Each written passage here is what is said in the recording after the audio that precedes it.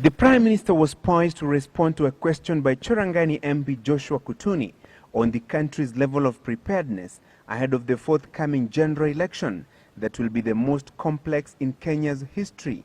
The election date round spiraled into a no-holds-barred political showdown. Can the Prime Minister give the real government position about the election date so that it ends this anxiety? Sections of the government prefer the March elections. The sections who prefer December elections, like myself.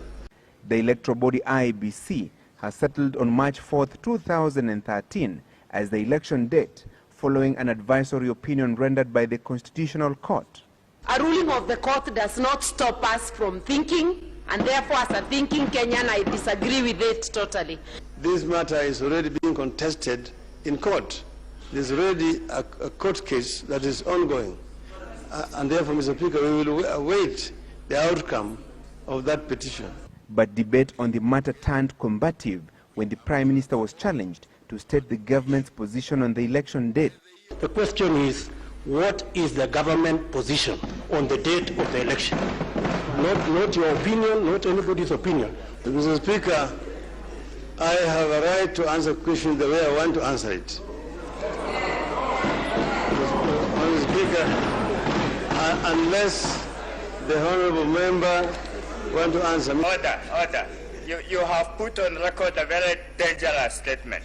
Members of the front bench who are led by you in the House have a right to give accurate information to the House, not to answer the way they want. How can the government then claim to have any roadmap that has no date on when the elections will be held? How are they planning? Mr. Speaker, I think the Prime Minister should take the business of this House seriously. First, Mr. Speaker, I say that the court made a ruling, and we respect that ruling. And that, Mr. Speaker, is what the President has gone by.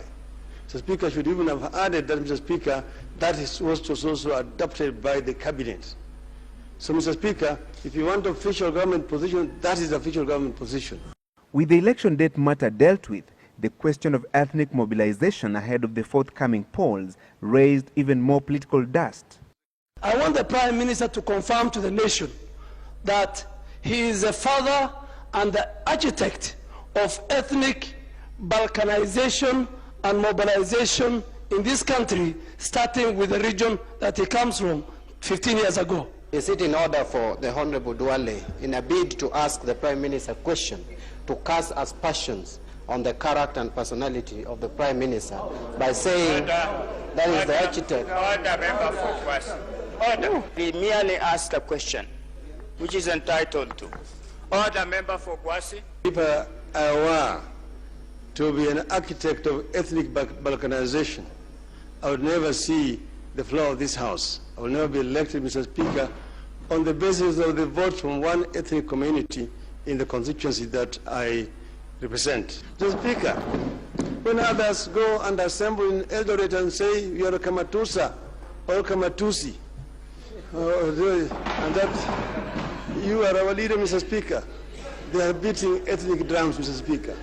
The ethnic mobilization row gave way to yet another contentious issue: discipline in the management and membership of political parties. The Prime Minister maintained that political parties should be driven by ideologies and not tribal affiliation. I do not know whether the Prime Minister was listening to himself,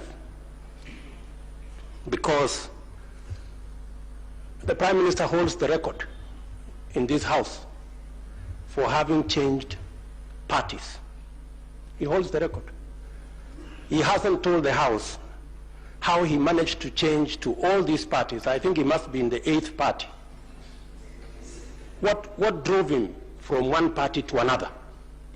Was it the policies he was following, as he's telling the House? Mr. Speaker, the honourable member is saying that I hold a record.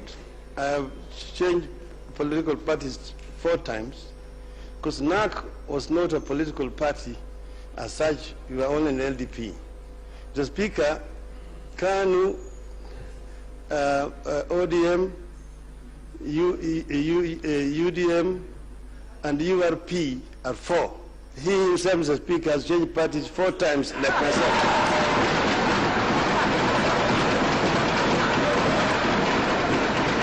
The climax of the political showdown was the Kolomani MP Dr. Boni Halwale's cheeky attempt to question the authenticity of Prime Minister Raila Odinga's latest honorary degree.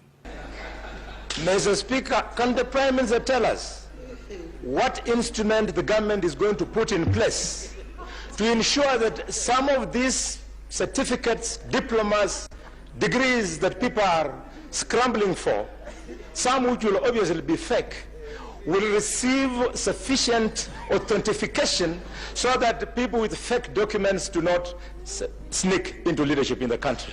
Mr. Speaker, well, I don't know where the honorable member is coming from, but Mr. Speaker, I was recently awarded a honorary doctorate degree by the Florida Agricultural and Mechanical University. But I'm also a holder of a Master of Science degree in Mechanical Engineering. The showdown was yet another reminder to Kenyans of the high voltage politics expected as the race to succeed President Mwai Kibaki gathers momentum. Francis Gashuri, Citizen Live at 9.